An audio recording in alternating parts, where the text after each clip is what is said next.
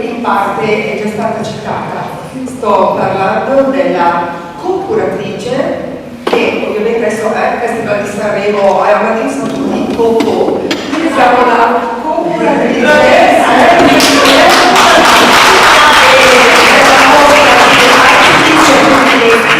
testimonia di prestigio e di alto valore culturale e umano scelta da Regione Liguria per questo festival. Sto parlando di Anna Orlando.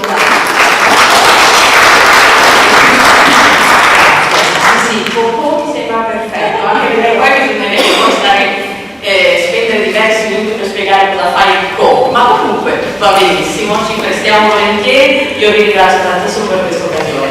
Mi vergogno un po' tra voi non aver tutto questo frastuono di Sanremo che tutti voi conoscete, cioè musica 24 ore su 24 nelle orecchie, mi sono dimenticato di indossare il proprio corso. Allora appena sono arrivato ho detto ma io qualcosa di rosso ce l'ho, nel mio grande cuore, delle mosse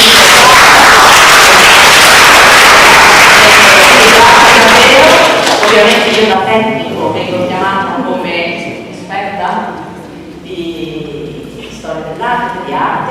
L'arte lo abbiamo capito bene, con Regione Liguria stiamo facendo dei bellissimi progetti da diversi anni dove abbiamo capito come l'arte, proprio per la sua forza, lavorando sull'immagine, di fatto essendo diciamo per una gran parte fatta di immagini che attraverso i secoli, che non muoiono mai, che scavalcano proprio il tempo, no? Dal passato al presente, con la forza di queste immagini, che poi è un modo di comunicare a cui siamo più che abituati, a volte assolutamente.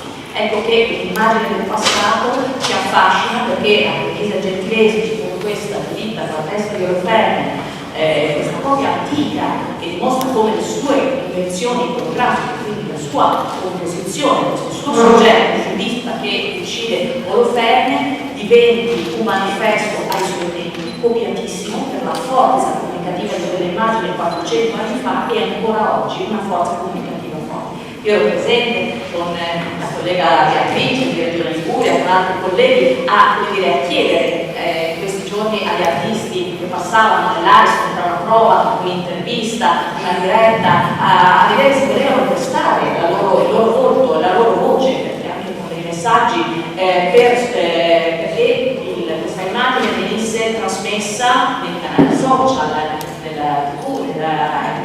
attraverso i vari media, quindi associare il loro volto popolare a un messaggio forte che è quello appunto della parità di genere, soprattutto della violenza sulle donne. Hanno aderito, come ha detto Jessica Nicolini, che ringrazio sempre per la fiducia, perché effettivamente stiamo facendo un cammino bellissimo e dove poi ci si interfacciano persone straordinarie come Alessia Così che veramente è un vulcano di iniziative, dalla musica alla scrittura, tutti i tanti come le donne devono essere, esatto.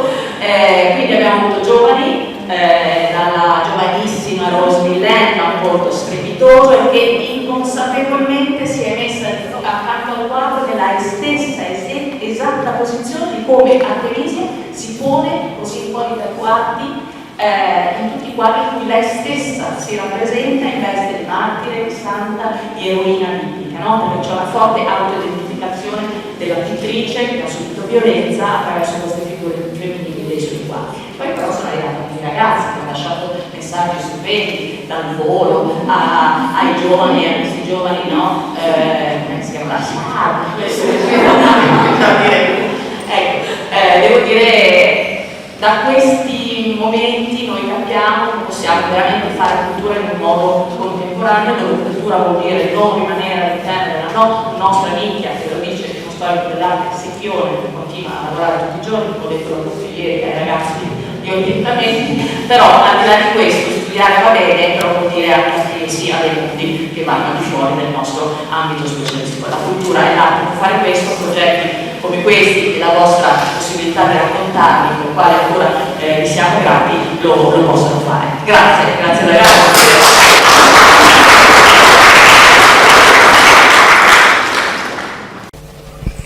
Un'altra delle nostre ospiti, Anna Orlando, storico dell'arte, Abbiamo nella sala grande insomma fatto dei grandi complimenti alla nostra Alessia per questa presentazione del libro 100 donne vestite di rosso. Parliamo però anche di un'altra protagonista, Artemisia.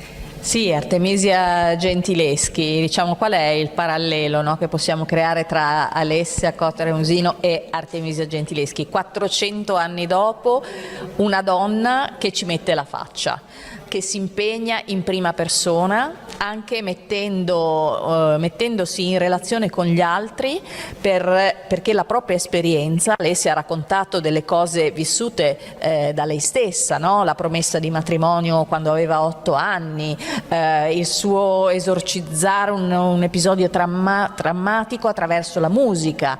Ecco, 400 anni prima una donna pittrice, Artemisia Gentileschi, ha di fatto messo in gioco se stessa, tutta se stessa, il proprio volto, in un mondo di uomini, per dire, specificare, sottolineiamo. In un mondo di uomini, una pittrice che ha voluto affermarsi in un mestiere che era assolutamente estraneo all'universo femminile, cioè solo gli uomini potevano essere pittori, quasi non esisteva la parola pittrice, la chiamavano le pittore, le pittoresse, ma lei è stata la prima che nel 1616 viene iscritta e accettata in un'accademia di pittura. Quello che mi sembra interessante e significativo sottolineare oggi è proprio il fatto che, un po' come Alessia 400 anni fa, abbiamo una donna che mette il proprio volto e anche il proprio corpo all'interno dei propri quadri, e che quei quadri che resistono al passare del tempo, no? Ne abbiamo portato uno nell'atrio del Teatro Ariston qui a Sanremo, resistono al passare del tempo perché ancora oggi quel volto, quel corpo, quel racconto che lei fa attraverso la propria esperienza personale diventa in qualche modo universale, cioè il modo di raccontare scrivendo il libro, come ha fatto Alessia nel libro, raccontando delle storie, scrivendo canzoni, sono linguaggi universali che non temono il passare del tempo, e le opere d'arte di Artemisia non smetteranno mai di incantare questa sua magnifica arte caravaggesca, no? Il gioco ovviamente di pescare dall'immaginario di Caravaggio, ma reinventando immagini e composizioni che sono veramente dei manifesti in cui la donna è protagonista, ribelle, forte. Protagonista con arte e cultura, insomma, al servizio della non violenza e di questo messaggio che vogliamo portare. Grazie Anna Orlando. Grazie a voi.